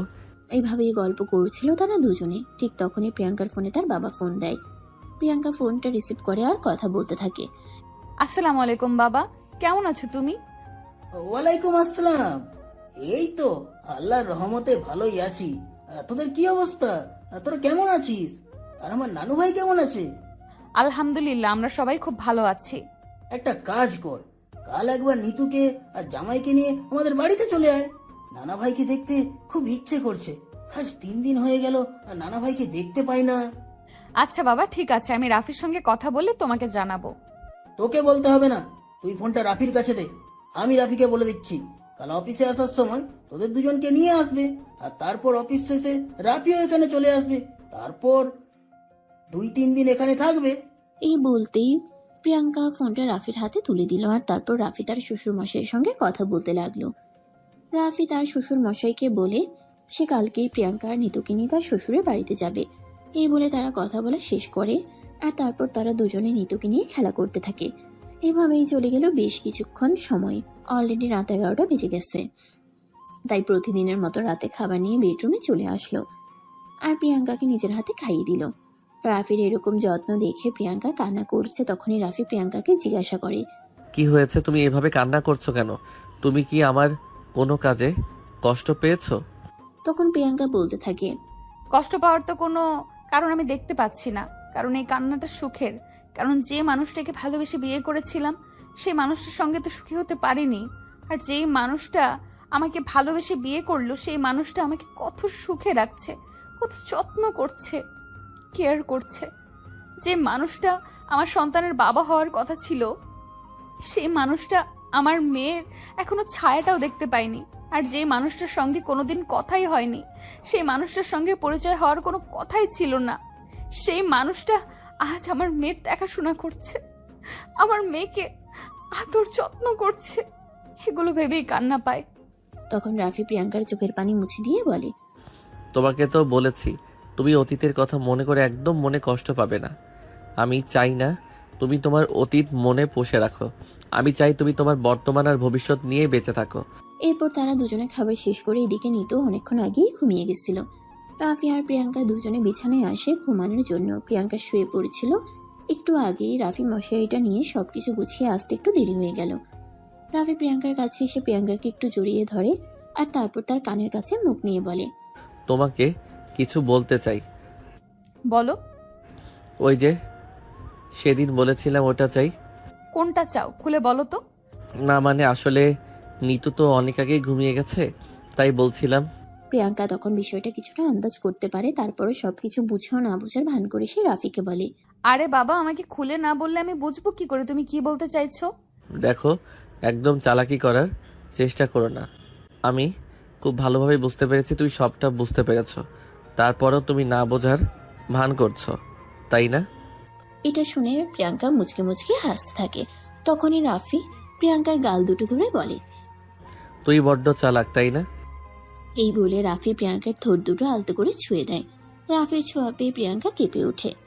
এটা দেখে রাফি প্রিয়াঙ্কার ঠোঁট দুটোতে নিজের ঠোঁট দুটো কিছুক্ষণের জন্য ডুবিয়ে দিল আর কিছুক্ষণ পরে ছেড়ে দিল। প্রিয়াঙ্কার শরীর কাঁপছেটা দেখে রাফি জিজ্ঞাসা করে, কি হলো, তোমার শরীর কাঁপছে কেন? জানি না, আমার কেমন যেন লাগছে। রাফি তখন আবারও আলতো করে প্রিয়াঙ্কার ঠোঁট দুটো ছড়িয়ে দেয়। প্রিয়াঙ্কা আবারও কেঁপে ওঠে। রাফি তখন বুঝতে পারে আসলে প্রিয়াঙ্কাকে পুরোপুরি কাছে চাইছে, তাই রাফি প্রিয়াঙ্কার ঠোঁট দুটো নিয়ে ইচ্ছে মতো চুমো খেতে থাকে। প্রিয়াঙ্কাও তখন কোনো বাধা না দিয়ে রাফির সঙ্গে রেসপন্স করতে থাকে। রাফি প্রিয়াঙ্কার সারা শরীরে ভালোবাসার স্পর্শ এঁকে দিতে থাকে। প্রিয়াঙ্কার নিঃশ্বাস ভারী হয়ে আসতে থাকে। সে কোকাতে শুরু করে। প্রিয়াঙ্কাকে এমন করতে দেখে রাফি বলে, কি হয়েছে, তুমি এরকম কেন করছো? খুব কষ্ট হচ্ছে বুঝি? কেন তুমি বোঝো না? বুঝি তো, তাই তো সেদিন চেয়েছিলাম কিন্তু তুমি তো দিলেই না। আমি জানি একটা মেয়ে যদি কখনো একবার শারীরিক সম্পর্ক করে ফেলে তাহলে সে কখনোই আর শারীরিক সম্পর্ক ছাড়া থাকতে পারে না, তার খুব কষ্ট হয়। তুমি কিভাবে ছিলে সেটা বলবে আমাকে? প্রিয়াঙ্কা তখন কোনো কথাই বলে না, চুপচাপ থাকে। তখন রাফি আবারও প্রিয়াঙ্কাকে বলে, আচ্ছা, তোমার কি এতদিন একা একা থাকতে একটু কষ্ট হয়নি? কষ্ট তো হয়েছে, কিন্তু কষ্ট হলেই কি আর করা যাবে? এটা তো আর এমন কোনো জিনিস নয় যে বাজার থেকে কিনে নিয়ে আসবো। এখন রাফি বলতে থাকে, আমাকে বিয়ে করার জন্য তাহলে এতদিন সময় কেন দিচ্ছিলে? আরও আগে আমার কাছে চলে আসলেই তো পারতে। তাহলে তো আমি তোমাকে আমার মতো করে ভালোবাসা দিয়ে আগলে রাখতাম, তোমার আর কোনো কষ্ট হতো না। ভালোবাসার ওপর থেকে আমার বিশ্বাস উঠে গেছে। আমি এখন আর কাউকে এত সহজে বিশ্বাস করতে পারি না। কিন্তু তুমি তো এমন একটা মানুষ যাকে যতই অবহেলা করেছি আরো ততই কাছে চলে আসো। তোমাকে তো চাইলেও দূরে ঠেলে দিতে পারি না। তুমি তো আমার কাছ থেকে জোর করে এসব কিছু আদায় করে নাও। তো কি করব আমি? তুমি যদি নিজের থেকে আমাকে আমার পাওনাটা বুঝিয়ে না দাও তাহলে তো আমাকে আমার ভালোবাসা দিয়েই আদায় করে নিতে হবে। এই বলে রাফি প্রিয়াঙ্কার সারা শরীরে পাগলের মতো চুমু খেতে থাকে। এদিকে রাফির ঠোঁটের স্পর্শ পেয়ে প্রিয়াঙ্কা পাগল প্রায় অবস্থা। রাফি প্রিয়াঙ্কাকে আরো উত্তেজিত করার চেষ্টা করেছিল যাতে সে নিজের থেকে সমস্তটা বিলিয়ে দেয় আর রাতের মনস্কামনা পূর্ণ হলো। প্রিয়াঙ্কা নিজেকে আর কোনোভাবেই ধরে রাখতে পারছিল না, তাই সে নিজের থেকে রাফিকে আরো কাছে টেনে নিল আর দুজনে কিছুক্ষণের মধ্যেই ভালোবাসার চরম মুহূর্তে চলে গেল। প্রায় ঘন্টাখানেক ধরে তাদের ভালোবাসার আদান প্রদান পর্ব। ঘন্টাখানেক পর রাফি প্রিয়াঙ্কাকে ছেড়ে দেয় আর তার পাশে শুয়ে পড়ে। প্রিয়াঙ্কা তখন রাফির বুকের উপর মাথা রেখে বলতে থাকে, রাফি, তুমি যে আমাকে এখন এতটা ভালোবাসা দেখাচ্ছ, আবার কখনো আমাকে ফেলে রেখে চলে গিয়ে কষ্ট দিবে না তো? রাফি তখন প্রিয়াঙ্কার কপালে আলতো করে একটা ভালোবাসার পরশ এঁকে দিয়ে বলে, কখনোই না, আমি তোমাকে ছেড়ে কখনোই যাব না। তোমাকে আমি সারা জীবন ভালোবাসার জন্য আমার কাছে নিয়ে এসেছি। কেন তোমাকে ছেড়ে যাব বলো? এইসব চিন্তা মাথা থেকে যেন ফেলে দেওয়ার, চুপচাপ ঘুমিয়ে পড়ো, তা না হলে আবার নিতু ঘুম থেকে উঠে যাবে, তখন কিন্তু আবার ঘুমাতেও পারবে না। এই বলে রাফি প্রিয়াঙ্কার মাথায় হাত বুলিয়ে ঘুম পাড়িয়ে দিতে লাগলো আর প্রিয়াঙ্কাও নিশ্চিন্ত মনে ঘুমিয়ে পড়ল। পরের দিন সকালবেলা ঘুম থেকে উঠেই তারা তিনজনে মিলে রেডি হয়ে নিল প্রিয়াঙ্কার বাবার বাসায় যাওয়ার জন্য। রাফি অফিসে যাওয়ার সময় প্রিয়াঙ্কা আর নিতুকে প্রিয়াঙ্কাদের বাড়িতে ছেড়ে গেল আর অফিস শেষ হতেই সন্ধ্যার মধ্যেই রাফি প্রিয়াঙ্কাদের বাসায় চলে আসলো। রাফি বাসে এসে নিতুকে নাম ধরে ডাকতে লাগলো। রাফির গলার আওয়াজ শুনে প্রিয়াঙ্কা দৌড়ে নিচে চলে আসে আর বলতে থাকে, আরে তুমি যে নিতুকে নাম ধরে ডাকছো, নিতু কি কথা বলতে পারে? তখন রাফি বলতে থাকে, নিতু কথা বলতে পারে না তো কি হয়েছে? নিতুর মা তো কথা বলতে পারে। নিতুর মা কথা বললেই তো হয়। যাই হোক, বাদ দাও। এখন বলো, আমার মেয়ে কোথায়? নিতু তার বাবার রুমে তার বাবার সঙ্গে খেলা করছে। তখন আর এক মুহূর্ত দেরি না করে কাঁধের ব্যাগটা প্রিয়াঙ্কার হাতে তুলে দিয়ে দৌড়ে শ্বশুরমশাই রুমে চলে গেল। নিতু শুয়ে শুয়ে নানা ভাইয়ের সঙ্গে খেলা করছিল। রাফি নিতুকে কোলে তুলে নিল। তখনই তার শ্বশুরমশাই তাকে বলেন, কি ব্যাপার? দেখি শ্বশুর বাড়িতে এসে শ্বশুর মশাইকে ভালো মন্দ জিজ্ঞাসা না করেই মেয়েকে কোলে তুলে নিয়েছো। শ্বশুর মশাই কি এখন পর হয়ে গেল নাকি? রাফি তার শ্বশুরমশাইয়ের এমন কথায় কিছুটা লজ্জা পেয়ে গেল। আসলে তো সত্যি বাড়িতে এসে প্রথমেই তো শ্বশুরমশাইয়ের খোঁজ খবর নেওয়া উচিত ছিল। তাই রাফি তার শ্বশুরমশাইকে বলে, আই এম সরি আব্বু, আসলে অফিসে গিয়ে নিতুকে খুব মিস করছিলাম। যাই হোক, এবার বলেন আপনি কেমন আছেন? এই তো আলহামদুলিল্লাহ, এখন ভালোই আছি। যদিও এই কয়দিন নিতু বাড়িতে না থাকায় একটু খারাপ লাগছিল। রাফি, তোমাকে একটা কথা বলতে চাই, রাখবে? হ্যাঁ আব্বু, বলুন আপনি কি বলতে চান। আমি আপনার কথা রাখার জন্য সর্বদা প্রস্তুত, কারণ আপনি আমার ভালোবাসার মানুষটাকে আমার করে এনে দিয়েছেন। তাই আপনার কাছে আমি চিরকৃতজ্ঞ। কৃতজ্ঞতা তো আমার প্রকাশ করা উচিত, কারণ আমি আমার মেয়েটাকে দেখেছি। যেই কয়দিন আমার বাড়িতে ছিল সেই কয়দিন কিভাবে মনমরা হয়ে থাকতো। আর আজ মাত্র 3 দিন পার হয়েছে, আর এই 3 দিনেই আমার মেয়ের চেহারাটা বদলে গেছে। আমি সম্পূর্ণ নিশ্চিত আমার মেয়েটা এখন তোমার কাছে খুব ভালো থাকবে বাবা। আব্বু, আমি জানি না আমি আপনার মেয়েকে কতটা ভালো রাখতে পারবো, তবে আমি আমার সর্বোচ্চটা দিয়ে চেষ্টা করব। প্রিয়াঙ্কা এবং নিতুকে ভালো রাখার জন্য বাকিটা আল্লাহর উপর ছেড়ে দিয়েছি। আপনি শুধু আমাদের জন্য দোয়া করবেন। হ্যাঁ বাবা, সেটাই। আমি আমার মেয়েটাকে আজ যেরকম হাসি খুশি আর প্রাণোজ্জ্বল দেখছি, আমি যেন আমার মেয়েটাকে সারা জীবন এইরকমই দেখি। এটাই তোমার কাছে একজন বাবা হিসেবে আমার অনুরোধ বাবা। আপনি আমার উপর ভরসা করতে পারেন। আমি আপনার ভরসা রক্ষা করার জন্য সর্বোচ্চ চেষ্টা করব। এই বলে তারা শ্বশুর জামাই মিলে বেশ কিছুক্ষণ বসে গল্প গুজব করে। আর তারপর সবাই মিলে একসঙ্গে বসে রাতের খাবার খেয়ে রুমে চলে আসে। প্রিয়াঙ্কা নিতুকে ঘুম পাড়িয়ে অপেক্ষা করছিল রাফি কখন রুমে আসবে। রাফি তার শ্বশুর মশাইয়ের সঙ্গে একটা ব্যাপারে কথা বলতে বলতে দেরি হয়ে গেছিল, তাই রুমে আসতে আসতে রাত 12টার কাছাকাছি বেজে গেল। রাফি রুমে এসে দেখতে পাই প্রিয়াঙ্কা বসে বসে তার জন্য অপেক্ষা করছে। তখনই রাফি প্রিয়াঙ্কার কাছে এসে তার কাঁধে হাত রেখে বলতে থাকে, কি হলো মাই ডিয়ার বউ পাখি, তুমি এখনো অপেক্ষা করছো কেন আমার জন্য? ঘুমিয়ে পড়লেই তো পারতে। ঘুম আসলে তবে তো ঘুমাবো। কেন ঘুম আসছে না কেন? শরীর খারাপ নাকি? আমি মেডিসিন নিয়ে আসবো? থুর ছাই, তুমি কিছুই বোঝো না। শরীর খারাপ হতে যাবে কেন? ও আচ্ছা, বুঝতে পেরেছি। সেদিন তো আমাকে তোমার কাছে যেতেই দিচ্ছিলে না, আর এখন বুঝি আমাকে ছাড়া ঘুম আসছে না? রাফির এই কথা শুনে প্রিয়াঙ্কা লজ্জায় লাল হয়ে গেল আর নিজের মুখটা লুকানোর জন্য বৃথা চেষ্টা করতে লাগলো। রাফি তখন নিজের হাত দুটো প্রিয়াঙ্কার 2 গালে রেখে প্রিয়াঙ্কার মুখটা একটু উঁচু করে ধরে বলতে থাকে, ভালোবাসা পাওয়া চাই বুঝি? হুম। রাফি তখন আর একটু দেরি না করে প্রিয়াঙ্কার ঠোঁট নিজের 2 ঠোঁটে নিয়ে নিল আর প্রিয়াঙ্কাকে নিজের ভালোবাসার উষ্ণতায় উষ্ণিত করতে লাগলো। রাফি প্রিয়াঙ্কার শরীরে ভালোবাসার স্পর্শ দিতে থাকে। প্রিয়াঙ্কা রাফির স্পর্শ পেয়ে পাগল প্রায় অবস্থা, নিজেকে আর বেশিক্ষণ ধরে রাখতে পারেনি। কিছু সময়ের মধ্যেই দুজন ভালোবাসার অতল সাগরে হারিয়ে যায় আর সুখময় রঙিন জীবনের স্বপ্ন দেখতে থাকে। সুপ্রিয় ভিউয়ার্স, আমাদের আজকের গল্পটা এই পর্যন্তই ছিল। গল্পটা আপনাদের কাছে কেমন লেগেছে ছোট্ট একটা কমেন্টে জানাবেন। আবার দেখা হবে নতুন কোনো এক ভালোবাসার গল্পে। সে পর্যন্ত সবাই ভালো থাকবেন, সুস্থ থাকবেন। আল্লাহ হাফেজ।